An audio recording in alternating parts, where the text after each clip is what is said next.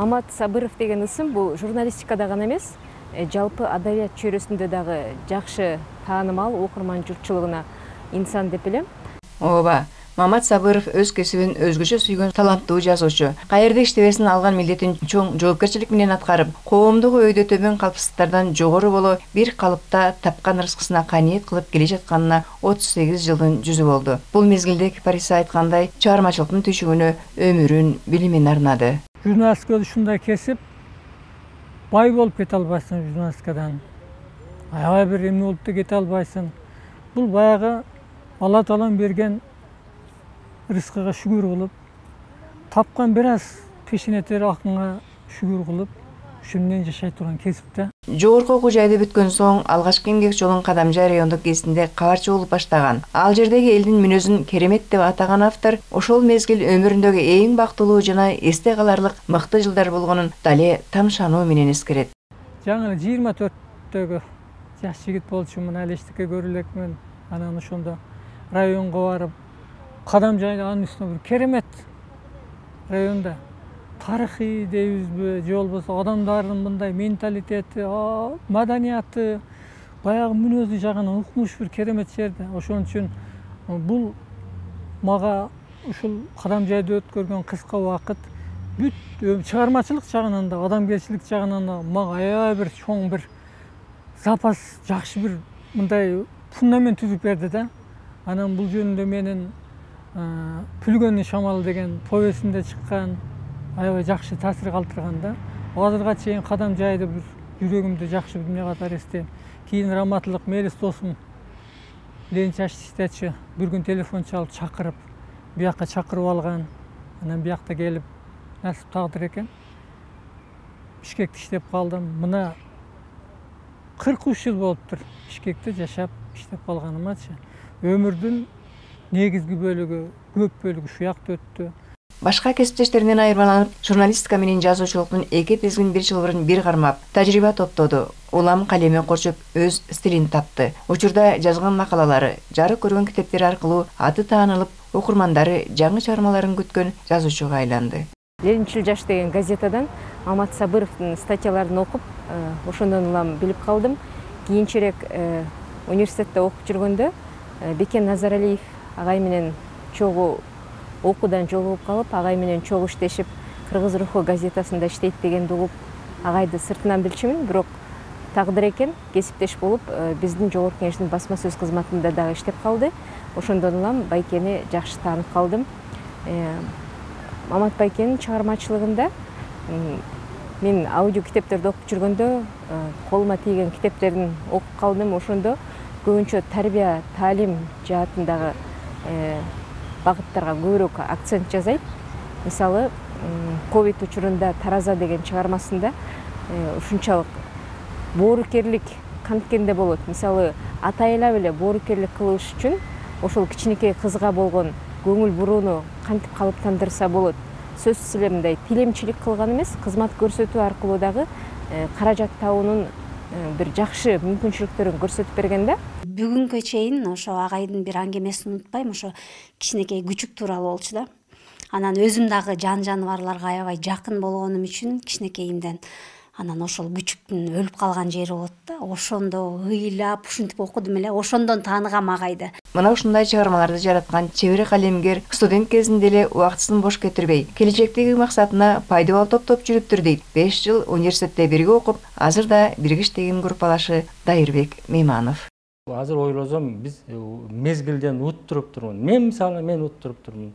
А Мамат ошондой эле бул койгон максатына, койгон пландарына жетти деп ойлойм да. Бул анткени ошондо бул ошол учурда Кубат эке Жусупалиев баарыбыздын эле күмүрүбүз болчу. Айрыкча бул Маматтын күмүрү эле.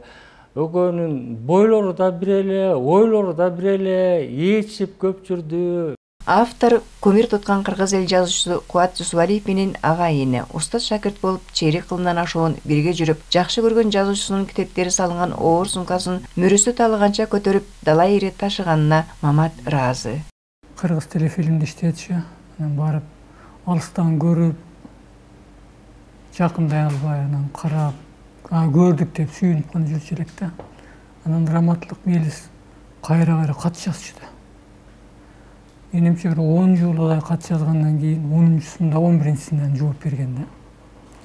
Байкап көрдү окшойт да. Идиреген байкап не болуп көрдү. Жооп берүүнү экөө аябай жакшы болуп кетти да. Анан бир күнү айтыптыр, сиздин дагы бир поклоннигиңиз бар. Сизди аябай мындай эмне кылат, сыйлайт, чыгармаларды окуйт, досум менин. Десе келсин дептир. Анан эми таң атпайт десең, таң атпайт. Таңадан барып алган 2 саатта күттүм, келди акыры. Келгенден кийин анан мени мелис жиберди эле, мен десем, "Вай!" деп туруп анан чоң кара сумкасы бар экен. Мону көтөр деп туруп эле желкеме артып койду да. İçin karısam uşu göz aldığında turap, anağa kinolentанын эмнелери болот го, коробкалары, төгөрөк. Тестер ошондойлор, анан китептер экен, ойбор экен бирчи. Анан желкеме көтөрдүм, жөнөдүк. А дегенде Ош базарына барып чай ичтик, андан үйүнө кеттик да. Бул киши өмүрү троллейбуска да, автобуска да эчтеке түшпөйт, жөө жүрөт. 7-нчи районунда жанагы Отосай базарынын үстүндө жашайт, бир ошока жөө кетип, жөө барып жөө келет да. Анан жөө жөнөдүк. Жана сумканы бирде оң желкем арттан, желкем болуп баратканда сол желкем арттан шөйтүп жеткенбиз да. Андан кийин дагы ошол сумканы аябай көп жол көтөрдүм андай. Канча жыл көтөрдүң? Аябай эми эсимде жок да. Мисалы экөөбүз 85-жылы таанышып эмне болсок, ушул күнгө чейин эми мындай устат шакирт агайны болуп жүрөбүз да. Ушундан бери эле ушу сумка көтөрүп эле жүрөм менчи. Шакирттин эмнеси болот экен да, устатка кызмат кылышчы. Ушу устатка ушинтип кызмат кылып эмне болуп жүрөм да. Анан эми бул кишиден көп нерсени үйрөндүк. Кубат Жусупалиевди туурап, анын стилин туурап жазгандар көп чыкты да. Мамат дагы ошол Кубат акенин баягы стили менен кетеби деп, ошондой кылып жазып калабы деп ойлочумун. Жок, Мамат азыр мындай биздеги жазуучулардын ичинен өзүнүн почерки бар, өзүнүн стили бар жазуучу болуп калбадыбы? Элге көрүнүп калды да. Бул киши өзү жасалмалыгы жок киши да. Кандай болсо, ичи да бирдей, сырты да бирдей да. Ошон үчүн биз бул кишиден эң негизги мелис деле ошону айтчу, мен деле ошону нерсени үйрөндүм. Жасалмалык жок, искренне болгонду да. Бүгүнкү күнгө чейин катташып жүрөт экенсиңер, китептериң чыгып атат. Кубат Жусупалиев менен кайсы темаларда сүйлөшөсүңөр? Устат менен шакирттин, ага менен ортосундагы личный маекте. Не для печати деп коет го. Анан бирок кызык болот да. Анан мен отурам дагы анан Кубат ака кезге чыгарып берем, чыгарба дейт да. Мен болбой эле чыгарбайм. Тил угам, аябай тил угам. Анан ушинтип отуруп чыгарып жүрө бердим, алар асабага көп чыкты, айрыкча кыргыз рухуна чыкты. 40-50 болуп кетиптир да. Анан эң акырында анан кече жакында жолукканда айттым, Кубат ака, эми баары чыгарыш чыкты, эмелер чыкты, шуну китеп кылбайлыбы дедим да.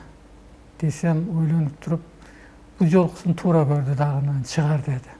Чыгар жыйна деп анан мен өзүм бас сөз жазам деди да.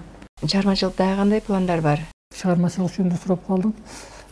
Мен эстте иштеп жүрүп афоризмдерди которуп жүрөм да. Анан 3 китеп болду. Улам бир китеп болгондо чыгарып коюп жүрдүм да. Анан 3 китеп чыкты эле. Анан 4-нчү китеп дагы жыйналып, мындан да чоңураак бир китеп жыйналып турду эле. Бирок азыр күндөн күнгө чыгарышты кыйын болот. Кагаз кымбаттады, типографиялык услуга кымбаттады деген. Анан кантип чыгарам деп кыйналып жүрсөм, жакында Кудай буйрса бир жакшы жигит өзү жардам берейин деп илгиленип атат. Кудай буйрса ушунун 4-нчү китеби чыгат. Китеп чыгарууга каражаты божомолдуу түрдө канча кетет? Божомол эмес эле эсептеттирип көрдүм.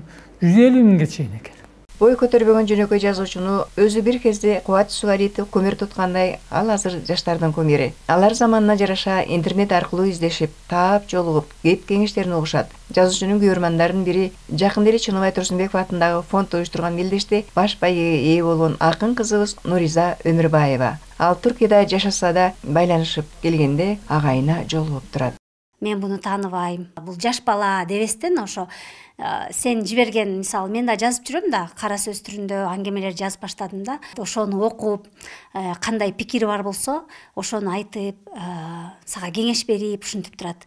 Агайдын ошол сапатын аябай баалаймын. Кыргызстанда ушул келишимде агайдын номерине чалып эле, агай саламатсызбы десем эле, Нуризасыңбы деп таанып коюп атпайбы, телефондон үнүмдөн элечи, анан келип агайга учурашып, жолугуп, анан кече күнү дагы жолугуп, ошо китептерин алып, өз колунан алып кетип баратам. Маматтын чыгармаларын ал чаканбы, көлөмдүүбү, кинодогудай элестетип окугандыктан кээде мен да өз күлкүмөн өзүм чоочуп, каарман менен аралашып кеткенимди байкабай да калам. Бир жолу жумуштан үйгө келсем, аябай сонун китеп экен, жырга окуп атам дейт Дарякан деген сиңдим. Каармандын бир кыялына күлкүсүн тыя албай. Карасам Жол деген Маматтын китеби. Автору менин группалашым, дедим шашып. Мамат менен бирге окуганыма мактана сыймык менен. Мамат Сабыровдун кыялындагы миң түркүн кесиптен журналисттик кесип насип болуптур.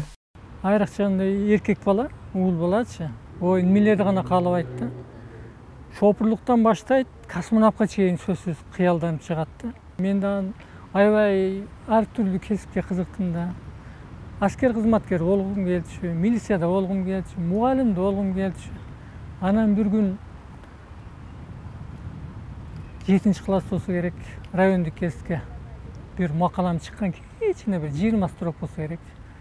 Ошондон анан өзүм үчүн аныктадым, менин кесибим журналист болот экен деп анан артынан түшкөм да. Ал эми жазуучулук болсо, ошо улай эле 8-чи класста Кыргызстан пионеринде бир аңгемем чыккан. Ошондон бери өзүмдү мындай бир калемгермин, жазуучумун деп эсептеп келатам. Бирок канчалык жазуучу боло алдым, муну айтыш кыйын экен. Бир гана нерсени айта алам, мен ушул кесип тандап алганыма өкүнбөйм дагы да. Эгер кайра өмүрдү кайра баштаганга туура келсе, кайра ушу кесиптен баштамакмын. Баягы кыргыздын жакшы сөзү бар.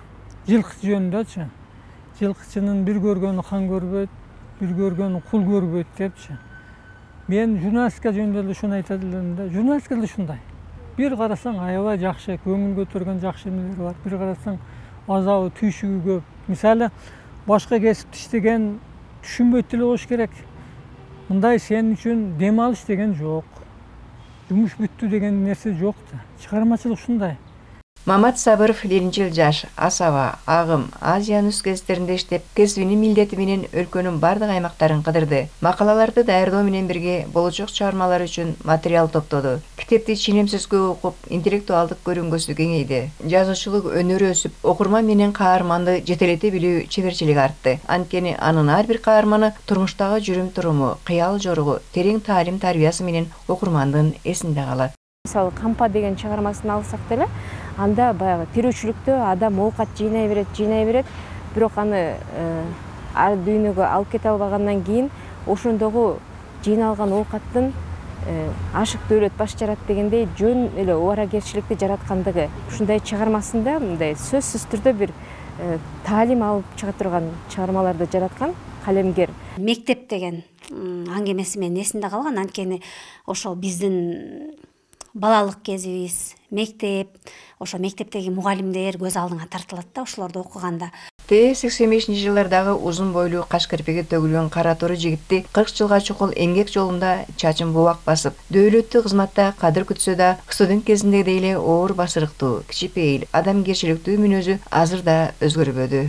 Мамат дос жөнүндө Султан Раип жигиттин гүлү деп коет да. Мен ошондон бери жигиттин гүлү дейм, жакын доспуз. Мамат бир чыгарма жазып же бир аңгеме жазса, биринчи жолу мага алып келет, досум бир окуп койчу депчи. Муну өзүм жазгандары стили ичкилик бир ошолордун ыкмасы менен жазат да. Окумуш жазат. Мамат экенин жан дүйнөсү баяу, ишенчек адам экендиги бул анын момундугун билдирет да. Анан Мамат деген ат эмнени түшүндүрөт болду экен? Көбүнчө түштүк тарапта ушундай мама деген сөздөр кошулган аттар кезигет деп кийин сурамжылоо менен дагы түшүнүк алсам, бул көрсө Мухаммед деген аттын кыскартылып Мамат болуп калган деген түшүнүктү угуп калдым да. Демек, ошондой бир момун, пайгамбарга мүнөздүү бир ыйманды ыйык туткан сапаттарды Мамат байкеден жолуктура алдым да.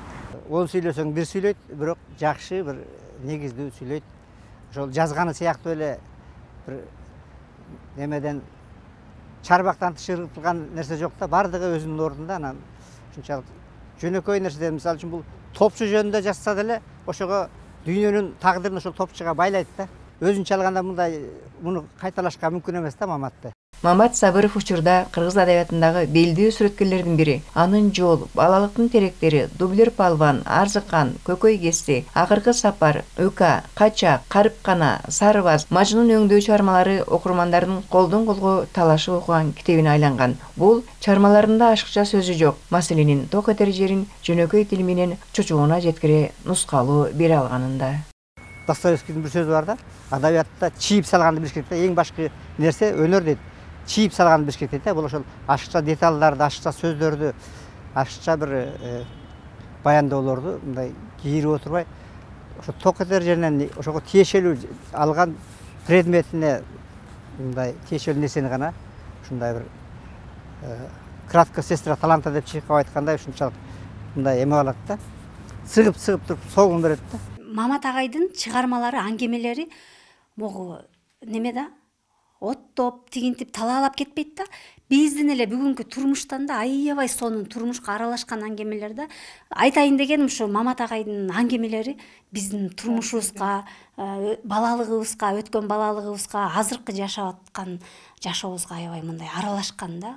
Мамат буга чейин республикалык деңгээлдеги эркин кезде, өкмөттүк кезде, өлкө башчысынын басма сөз кызматында, жогорку кеңеште иштеди. Журналисттик тажрыйбасы мол жазуучу улам чыгармачылыктын кийинки ашууларын багынтууда. Карьера, мансап, сыйлык деген терминдер анын түшүнө да кирбегени, журналистика менен кыргыз адабиятында ат көтөргүс кызмат кылса да, эмнегиче мамлекеттик сыйлык бериле элек. Бул тарамакты тейлеген адистер тобу Мамат Сабыровдун эл үчүн жасаган эмгегинен кыя өткөндөй. Табигатынан жөнөкөй жазуучу наам тууралуу кеп да кылбас кайра эле баягы журналистикасынан баштайт.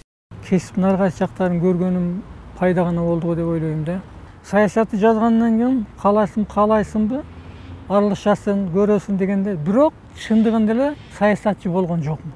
Депутаттардын азыр мына 7 чакырылыштын баарында иштештим. Парламент кабатчы катарычы.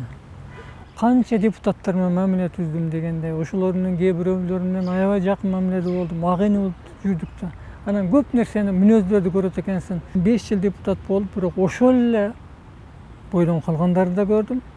Келер замат куулу өзгөргөндөрдү да көрдүм да. Автордун бир бактысы чыгармачылык үй бүлө болгонунда. Жубайы Динара Бешеналиева окурмандарына Кызыл алма, Ак, Өлүп терилген кыз, Алтын таажы, Бар, Турна бий аттуу китептерин тартуулап элге таанылган акын. Булар бири-бирин чыгармачылык жактан да, турмуш түйшүгүнөн да колдоп, толуктап турушат. Кабарчы болуп иштеп жүргөндө бир күн жап-жаш бир кыз келген, окуун жаңы бүткөн кыз экен, көрсөчү, ырларын көтөрүп, окуп бересизби депчи. Анан мен ырларын окуп, анан анча-мынча ырларын гезитке чыгарып, ошонун таанышып алдык. Анан насип тагдыр экен, ошол чыгармачылар аркылуу байланышып, таанышып отургандан кийин бир күн үй бүлө курдук дегенде, мына Кудайга шүгүр 5 балалуу болдук. Жазгандарымды Динара окуп берет. Динаранын ырларын биринчи мага окутат, пикирлерибизди айтып, сунушубузду айтып дегенде, анан ошого жараша эмне кылабыз. Анан бул жагынан ушундай чыгармачыл үй бүлөдө баш кошуп калганыма мен бир жагынан бактылуумун деп эле эсептейм да. Азыр Мамат Сабыров өкмөттүн МММ кызматы кезинде эмгектенет. Канча жолу өзүнүн жубайынын китеби чыгып, эл оозуна алынып, кадыр таап, окурмандардын урматына байыбасын бой көтөрүп, бейил күтпөстөн адаттагыдай эле жумушуна эрте келип, кеч кайтат. Ушундай эле тарбияны балдарына да бериптир. Бир баласы менен да чогуу иштешти, биз 2 жылбы, 3 жыл чогуу иштештик. Маматтын эле өзү баскан турганы да ошондой. Анан ишке тактыгын айтпа, анан кийин Маматка окшоп ушундай балдарды тарбиялап өстүрдү менин Мамат досум. Сөз учуру келгенде айтылбаса сөздүн атасы өлөт дегендей Мамат Сабыров кыргыз журналистикасына, кыргыз адабиятына барандуу салым кошту. Жөнөкөй, журулма бербеген жумшак мүнөзүнөнбү Мамат Сабыровдун эмгеги бааланып, наам берилип, чыгармачылык кечеси өтүп дүңгүрөбөгөнү менен окурмандары айрым төшүнө жылдыздары тагынган калемгерлерден жогору баа берерине үркүмдөй ишенем. Жаштардын айткандары буга далил. Айылда ошол Динар эженин китебин окуп отуруп, эженин Мамат агай жөнүндө жазганы бар да. Султан Раев досубуздун 60-жылдык юбилейинде отуруп ушу биздин дагы атабыздын юбилейин өткөрсөк болот эле, сонун кылып кечесин өткөрсөк болот эле дегендей өкүнүчтүү бир жазган эскерүүсү бар экен да. Ошону окуп алып мен жүрөгүм тыз деп кетти да. Кыргыз Республикасынын эл жазуучусу деген наамды берсе жарашат, эч ким каршылык кылбайт. Себеби иш баягы ишти бүтүргөн кишиге эч сын жок да мындай. Чейрек кылымга тете элине кызмат өтөгөн жазуучу чыгармаларында төөлүк каларын билип, наамга, мансапка умтулган жок. Өзүнө жаккан кесибин аркалап дали чыгармачылык менен алып барышууда. 5 баланын бактылуу атасы азыр 5 небереге чоң ата, таята. Мырзапейил мүнөзү менен суктандырган жазуучунун максаты кесипкөй журналист болуу менен окурманы күткөн терең чыгармаларды жаратуу.